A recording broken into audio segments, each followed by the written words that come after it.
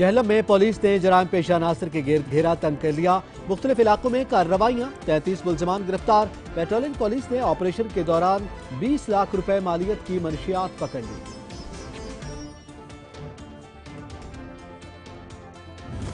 जहलम में patrolling police की कार्रवाई, भारी मिकदार में मनशियात बरामद कर ली। पकड़ी जाने वाली मनशियात की कीमत 20 लाख रुपए है।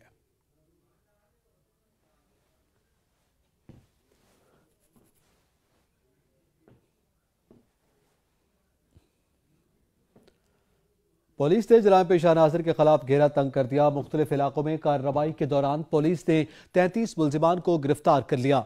जराइम पेशा नासिर अब पुलिस के शिकंजे में हैं। जहलम में मुलजिमान के कब्जे से 10 लाख रुपए मालियत के जेवरात, नकदी, नाजायज असलहा और मनशियात बरामद की गई। पुलिस ने गिरफ्तार मुलजिमान से तफ्तीश शुरू कर दी है। जहलम में पेट्रोलिंग पुलिस की कार्रवाई, भारी मिकदार में मनशियात बरामद कर ली गई। पकड़ी जाने वाली मनशियात की कीमत 20 लाख रुपए है। मुलजिम का ताल्लुक रावलपिंडी से है। मनशियात लाहौर ले जा रहा था।